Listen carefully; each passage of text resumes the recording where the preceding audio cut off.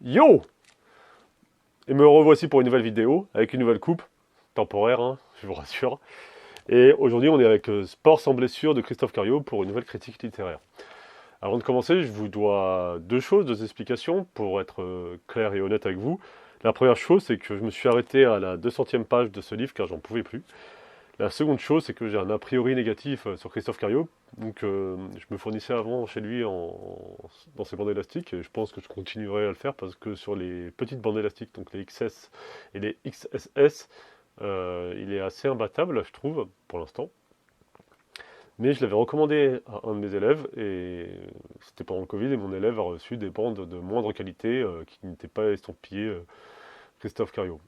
Donc, est-ce que les bandes de moindre qualité sont faites d'une autre manière, c'est-à-dire elles sont faites en moule au lieu d'être faites en superposition de latex, ou est-ce qu'elles sont en caoutchouc synthétique? Ça, je ne sais pas. Un jour, il faudrait que je fasse l'effort de réussir à aller interviewer des gens du cru pour m'y connaître plus et confirmer mes intuitions.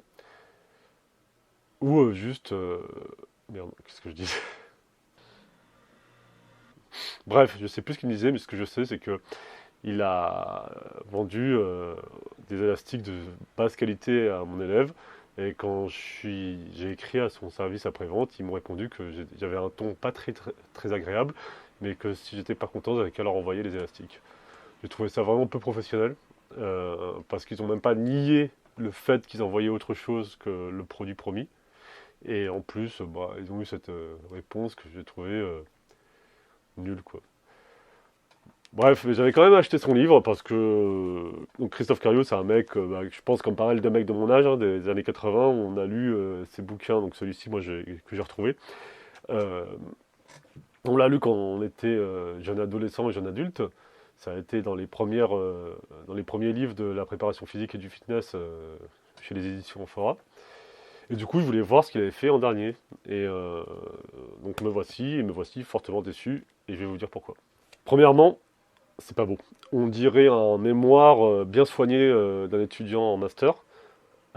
Les contenus s'enchaînent sans réellement de sens, c'est-à-dire qu'on va passer des automassages à la respiration, aux huiles essentielles, aux atomes et électrons, au smartphone. Je trouve que la hiérarchie, l'arborescence du contenu n'est pas claire, elle ne nous permet pas de nous retrouver dans ce livre. Je défie quiconque de consulter régulièrement ce livre et de retrouver du contenu et de dire ah oui, il y a ça, tiens, je vais aller voir dans le livre de Christophe Cario pour m'y référer. Franchement, c'est impossible. Et sans parler de la qualité du contenu sur laquelle on reviendra plus tard. Ensuite, c'est assez triste.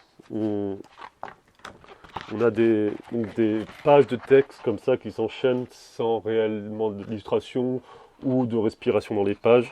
Les titres sont dans une couleur bleue assez triste. Les seules manières de remettre en lumière certains extraits sont du gras. Je trouve vraiment l'édition désastreuse et qui n'est pas du tout agréable à lire de ce fait. Et du coup, les pages s'enchaînent avec, pour moi, un ennui profond. Du coup, ça nous emmène au contenu. Si la forme n'est pas là, est-ce que le contenu est là? Je ne pense pas. Pourquoi? Donc la promesse de l'auteur, c'est de dire, voilà, je vais vous enseigner à vous entraîner sans vous blesser. Ok. Et comme je l'ai dit, déjà, premièrement, c'est hyper dur de s'y retrouver, car c'est une forêt vierge hyper touffue, et je trouve très maladroit dans l'écriture. Donc Christophe Cario est très prolixe, il se répète beaucoup, il cite à mon sens de manière galvaudée pas mal de principes théoriques, notamment physiologiques, avec pas mal de mots compliqués, et donc je pense que soit Christophe Cario c'est un mec très savant, qui a pas mal de connaissances, et qui ne sait pas vulgariser, soit c'est un commercial qui se cache derrière des mots magiques pour vendre sa soupe. Dans les deux cas, ça donne ce livre qui n'est pas lisible, qui n'est pas intelligible et qui est très triste à lire. Ceux qui ne seront pas d'accord avec moi diront que, euh, et j'en conviens, du coup c'est ma troisième théorie, c'est qu'en fait je n'ai pas l'intelligence académique nécessaire pour comprendre ce genre de contenu. Et du coup j'ai pensé à un autre livre qui m'avait posé ce problème et je vais vous le montrer. Donc c'est Physiologie du sport et de l'exercice. Et ce livre il est trop bien. Mais j'en ai compris 5%. Mais pourtant, ce livre alors que j'en ai compris 5%, alors que j'avais souffert à la lecture. Quand j'en ai envie, quand j'en ai besoin, j'arrive à y retourner, à trouver facilement l'information que je désire et à essayer de la lire et de la comprendre. Et régulièrement, je débloque des situations comme ça, en allant consulter, en lisant, en réfléchissant, en écrivant une petite fiche derrière, et je pige. Là, dans Sport sans blessure, de 1, je suis sûr que je n'aurais jamais envie de reconsulter quoi que ce soit dedans. De 2, même si je le voulais, je pense que je n'accéderai pas à l'information parce que le livre, la table des matières, le contenu, tout ça est trop mal construit. C'est une maison enfouie, c'est une forêt. Enfin, je reviens à l'analogie de la forêt vierge, c'est le bordel. Et je pense que malheureusement, ça va aller dans le placard parce que j'ai pas envie de le donner. J'aime bien garder mes livres de préparation physique pour pouvoir les reconsulter si jamais il y a un déclic dans le futur, si jamais je me suis trompé complètement. Ça m'est arrivé sur des livres où à la première lecture, je les avais trouvés horribles. Mais là, je pense vraiment c'est sans retour. De plus, je trouve Christophe Cario assez insupportable dans ce livre parce qu'il fait beaucoup d'appels à la vente. Ah, si vous voulez en apprendre plus sur ça, allez acheter ça. Si vous voulez voir ces exercices, allez acheter ça. Encore et encore et encore.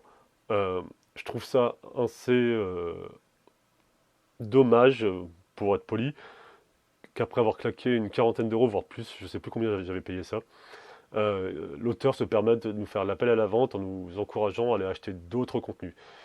Et de toute façon, je pense que je suis pas seul à le penser, que Christophe Cario il s'est perdu dans les méandres du marketing depuis bien longtemps, que certes, il peut produire certaines choses de qualité, mais que son intention première, c'est de vendre des choses et c'est pas de produire du contenu et de vendre des produits de qualité.